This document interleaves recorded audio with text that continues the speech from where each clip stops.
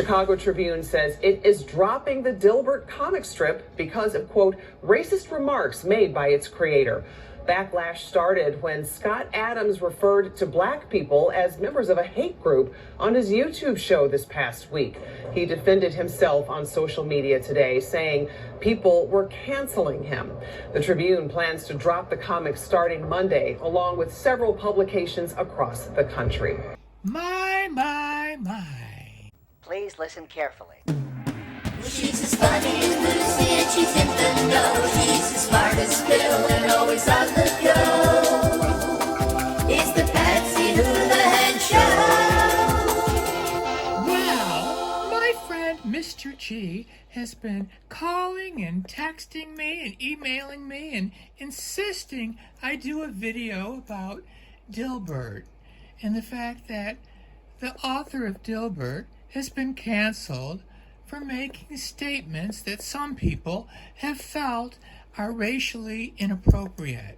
So, here we go. The cartoon character Dilbert is trending. Here's why.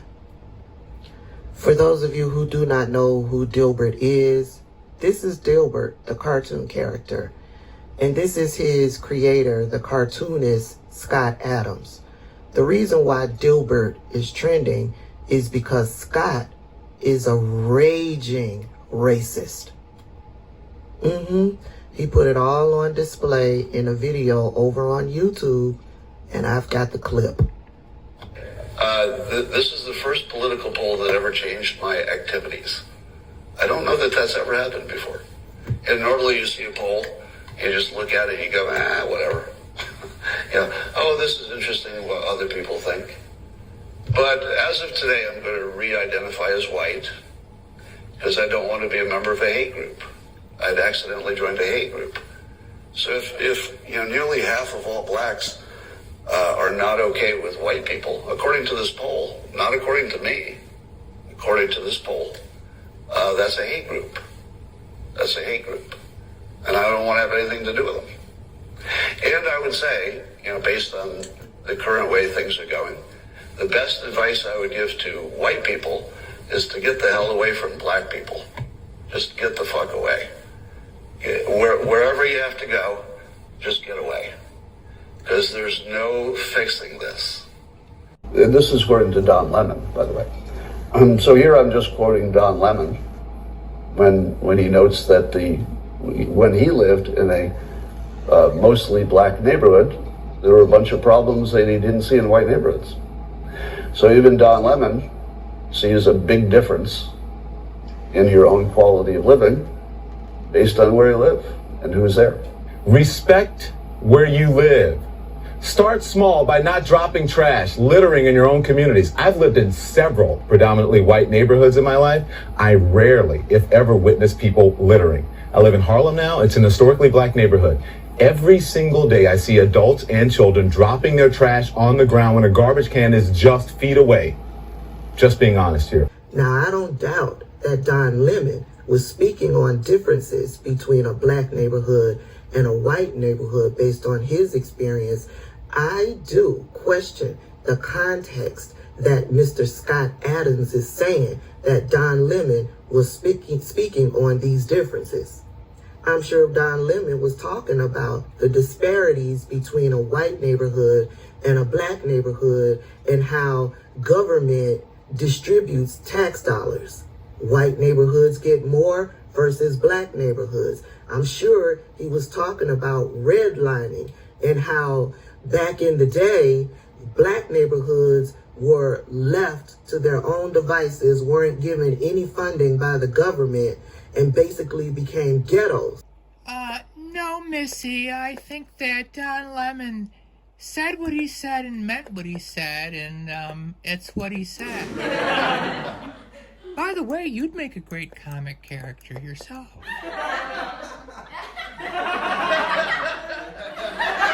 Some people feel that what this gentleman said was bad, but that if a black person said a similar thing, that they'd be able to get away with it.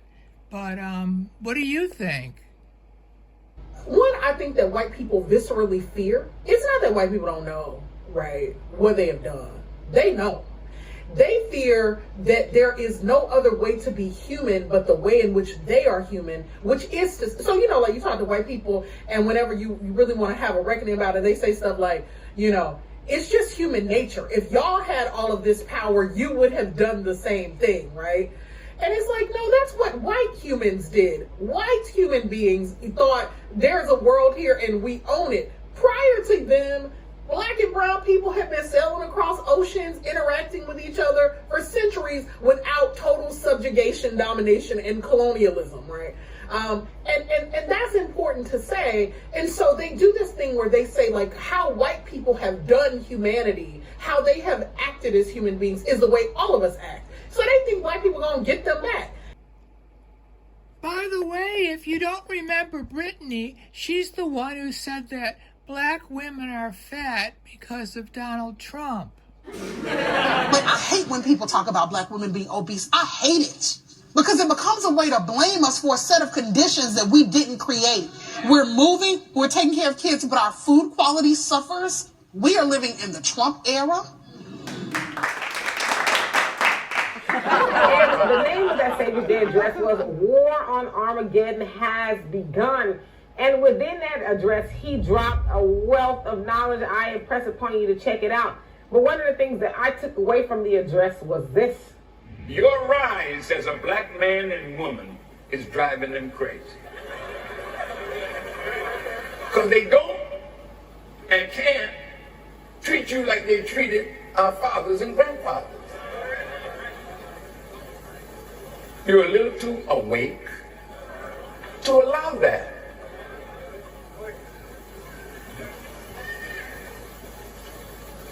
So when they turn on the TV and see the brilliant Black men and women, brown men and women, Asian men and women, you know how they think?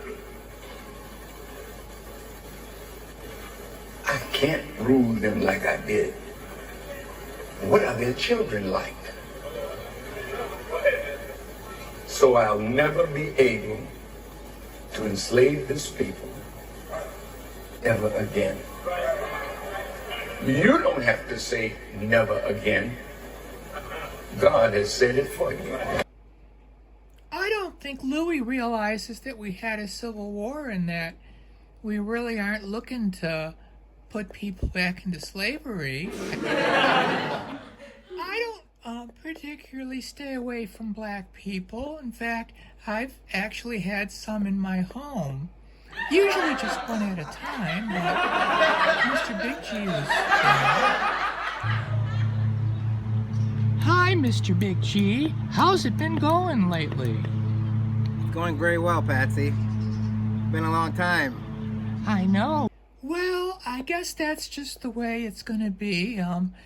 You know, some of us are gonna try to live together peacefully and love each other like Christians, and some people are gonna always want to stay divided, and I think the best thing we can do is just pray, because I don't think anything else is gonna work.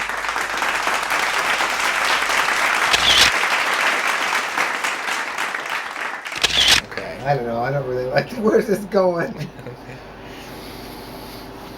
So we're having an interview right now with a real Black man. Oh, no.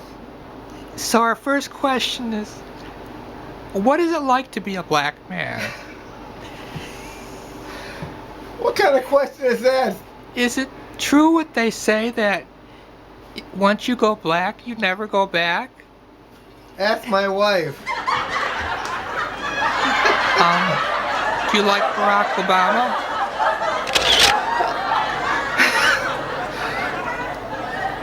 What the fuck kind of question is that? Reflect on a group of people who rose from chains of slavery from the white man. Start over again, that sucks. Okay? Okay. What the heck is Black history? freaky. You. I don't know. I don't like you very much.